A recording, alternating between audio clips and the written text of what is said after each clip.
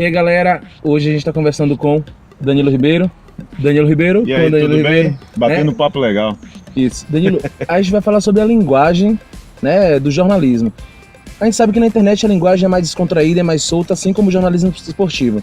Fala pra gente se tem muita diferença, assim, se você trabalhar na televisão com a sua linguagem descontraída e nas redes sociais também. Você que busca, assim, divulgar seu trabalho nas redes sociais. Olha, para mim é um prazer, primeiramente, estar participando aqui com você e recebendo um xará de nome e sobrenome. E profissão. E profissão, pense num negócio bacana.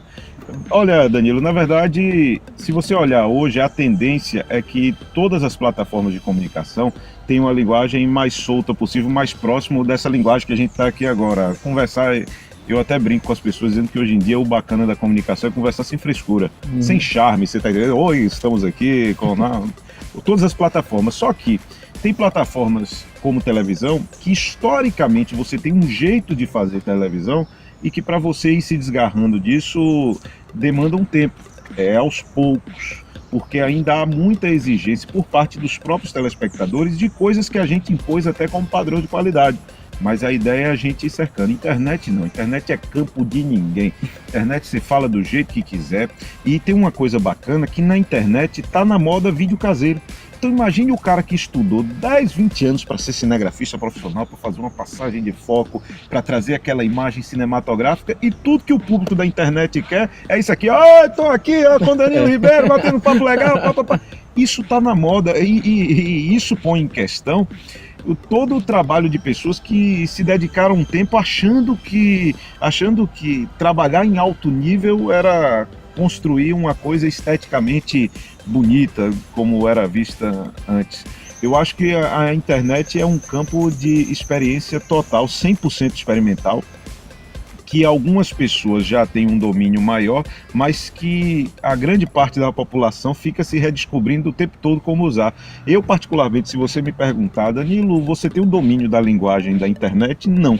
Eu tenho o domínio dos processos da empresa que eu trabalho de televisão, porque existe um conceito mais estruturado. Agora, a internet é um campo que eu mesmo estou curioso para saber o que vai acontecer. Isso, e você falou que está curioso para saber. Você tem essa vontade de migrar para as redes sociais? Você se imagina futuramente trabalhando nas redes sociais, apenas nas redes sociais? Você acha que isso pode se tornar uma realidade para você? Na verdade, já é uma realidade para praticamente todos os comunicadores. Praticamente todos os meus colegas de profissão, eles têm uma conta nas redes sociais. E não adianta você querer desvincular totalmente, porque quem vai estar seguindo ali o Danilo Ribeiro, ele está seguindo aquela mesma pessoa pública que aparece todos os dias. Não há como você, no jornalismo, dissociar o cidadão do profissional. Você é a mesma pessoa o tempo todo. Então, assim, numa proporção bem menor, eu já tô engajado nas redes sociais. Agora, eu confesso que nas redes sociais, às vezes eu acho que eu vou produzir um conteúdo de uma sacada maravilhosa e eu boto na internet um menino de 5 anos produzindo uma coisa 1000 vezes melhor. Porque, inclusive, a internet ela tem uma coisa bacana que ela tira a hierarquia da experiência, né? Porque durante muito tempo, hoje em dia é muito comum você ver profissionais experientes dizer isso aí é um novinho, isso aí é um juvenil, eu já tenho estrada. Sim, você já tem estrada em relação a um determinado produto que você é acostumado a lidar. Você tem estrada em relação, vamos lá, apresentar um telejornal convencional. Mas na internet o bacana, primeiro, o conteúdo tem que ser emotivo e segundo, que tem que surpreender. Para emocionar e surpreender, ninguém precisa ser especialista em nada. Às vezes a própria naturalidade de um youtuber, daquele que aqueles caras nos ensinam muito. Os youtubers nos ensinam muito a se comunicar. Então, às vezes a naturalidade de uma pessoa vai lá e é o diferencial. É o diferencial. Então, a internet é um campo que me instiga bastante do ponto de vista de curiosidade, de dizer o seguinte: rapaz, que linguagem é essa que muita gente vem inovando e que você não consegue definir, criar um conceito? Tente criar um conceito da linguagem internet. O que é a linguagem internet? Eu acho que vive um caos conceitual, e é nesse caos conceitual que muita gente está experimentando e se dando bem. Eu, por enquanto, ainda não despontei para esse tipo de linguagem, não. Danilo, formar opinião. O jornalista ele é formador de opinião desde o início da profissão, né? E na internet agora, a gente vê os influenciadores digitais, você acha assim que se tornar formador de opinião hoje em dia na internet acaba sendo mais fácil ou não? Ou é a mesma coisa? Ser formador de opinião na TV e formador de opinião na internet?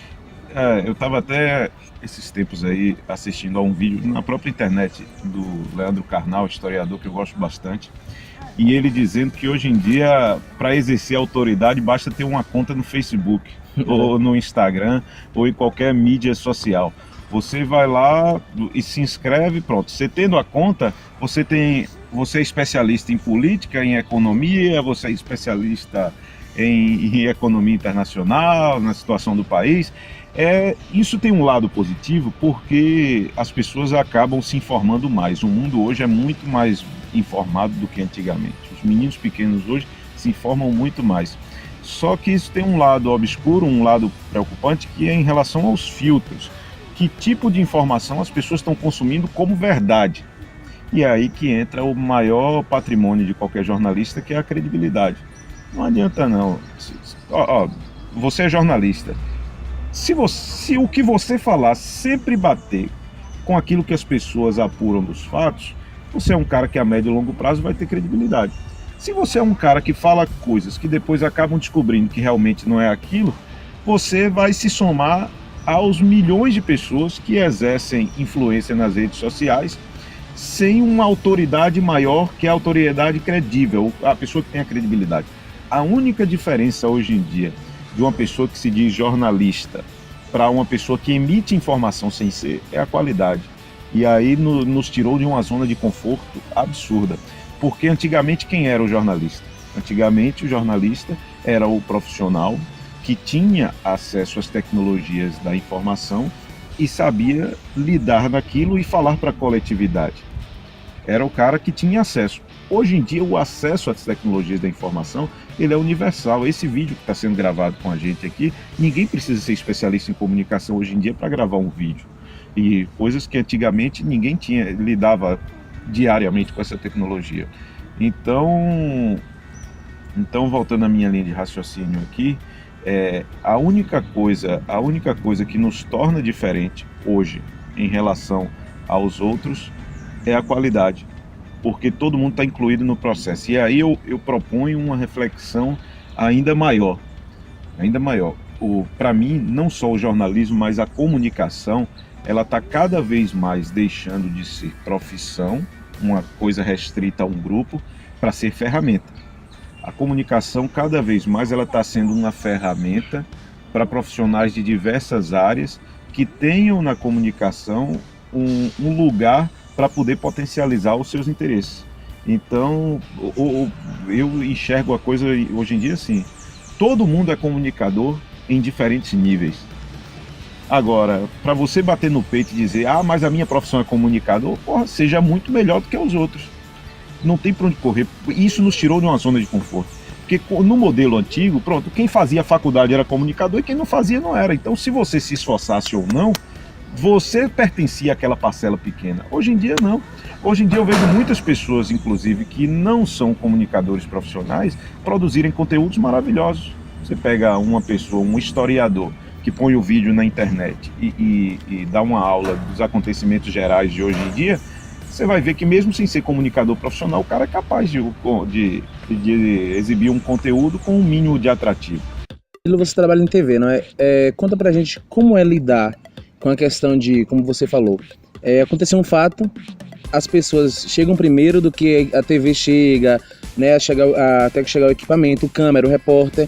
As pessoas que estão ao redor do fato conseguem captar a informação antes, não conseguem mais ter aquele furo, né, o furo de notícia, que a TV demora mais, pegaria depois. Como é que lida? Como é que o jornalista de TV, atualmente, ele tem que lidar com isso? Cada vez mais o veículo de comunicação, ele vira processador de informação em vez de ser o emissor primário da informação. O furo ainda existe, a televisão ainda é capaz de chegar lá e dar um furo de notícia, só que você tem outros veículos que têm até uma possibilidade maior de dar informação no momento, como é o rádio, que é o veículo mais rápido existente. O cara do rádio que estiver na hora, ele entra com a notícia, tora tudo. A grade do rádio é mais flexível, você tem a internet, que aí depois do rádio vem ser o veículo mais rápido também. E a televisão é mais complicado porque envolve uma logística muito maior. Às vezes você tem até a informação no momento, mas o jornal só entra a tal hora, você vai dar. Se essa informação for de muita relevância, faz-se um plantão, mas aí você tem que avaliar qual o real impacto que essa informação vai ter para quem está em casa. Eu acredito que a tendência da televisão é ser processador de informação, o que tira mais ainda os profissionais da zona de conforto. Porque na época que a televisão apenas não, porque nunca foi apenas, mas na época que a televisão majoritariamente informava, era um programa de noticiário, normalmente os jornais, era muito cômodo. As notícias não circulavam muito por outros veículos, para você acompanhar no audiovisual tinha que ser na televisão, para você ver vídeo e áudio. Então, naquela época, saiu a informação tal, de que a economia subiu tantos por cento. Pô, todo mundo ia assistir o jornal tal hora, mesmo que se fosse depois, para ver a informação. E bastava aos profissionais daquela época ter um bom nível de apuração, não era fácil, isso não diminui o trabalho de ninguém, mas hoje em dia, além de emitir essas informações, a gente tem que saber que essa informação já foi dada para todo mundo, para a população em geral, já foi dada em outras mídias, e qual é o atrativo que eu vou ter para prender uma audiência, sendo, na verdade, dando algo secundário, algo que agregue aquela informação que já é de conhecimento às pessoas. Aí entra o conceito de criatividade, aí entra o conceito de profundidade, de apuração, de desdobramento, de suíte, de você suitar o assunto muito bem, e que são coisas muito mais difíceis dentro do processo do que somente emitir a informação. Então, quem quer trabalhar em jornalismo hoje, ele tem que trabalhar ele tem que estar ciente que vai estar numa profissão que vai desafiar a mente dele o tempo todo. Dificilmente você vai trabalhar no jornalismo no final do expediente tomando aquele cafezinho. Nossa, que dia de trabalho, né? Tranquilo. Não. Tranquilo, pode até ser um dia de trabalho tranquilo, mas aquele momento que você vai estar tomando cafezinho, você já vai estar pressionado a pensar, rapaz, o que é que eu tenho que fazer amanhã para desdobrar esse assunto de modo que as pessoas fiquem atraídas. É o grande desafio diário. Eu estou nesse ramo aí e vamos embora. Danilo, para finalizar nosso bate-papo, dá uma dica pro pessoal que está no Conecta Jornalista, né? Para os jornalistas e estudantes de jornalismo que querem futuramente ingressar nessa questão das redes sociais, na internet. Qual é a dica que você deixa para elas? A dica que eu deixo é que sejam, já que você falou aí especificamente sobre internet, que sejam essencialmente naturais, que falem sem frescura, que a internet é muito bacana por causa disso, ela quebra, não existe um paradigma. Existem pessoas que se comunicam de diversos jeitos e tem umas que têm mais habilidade do que outras que atraem a audiência. Agora, jamais esqueçam de que o que vai lhe manter no mercado ou na sociedade como jornalista é a sua credibilidade. Então não confundam as coisas. Se você emitir um conteúdo na internet, ser criativo não necessariamente é ser vulgar. Ser criativo não necessariamente é ser banal, é não apurado. Se você é uma pessoa que é jornalista, toda vez que você emitir uma opinião, faça um bom nível de apuração para que na maioria das vezes realmente bata com o que tem na realidade. Quando você for colocar um juízo de valor, tome muito cuidado com as leis que lidam com situações específicas, seja de criança e adolescente, seja de deficientes. Então, ser jornalista acima de tudo é estar preocupado com a responsabilidade do conteúdo que você vai emitir. Agora, a forma é livre. Cada um, se você unir criatividade com responsabilidade, pronto, você tem grande chance de ser um grande jornalista. Danilo, foi um prazer. Muito obrigado por você estar aqui falando pra gente sobre redes sociais, sobre internet, sobre jornalismo também. Nós te agradecemos muito e tenho certeza que o pessoal vai querer te ver todas as dicas, porque nossa entrevista foi um bate-papo bem interessante, né? Porque tanto para os jornalistas quanto para os estudantes de comunicação. Valeu, e eu vou querer ver a dica dos outros aí também, viu? Para aprender um pouquinho aí e continuar minha jornada. Valeu, um abraço, parabéns aí pelo projeto de vocês.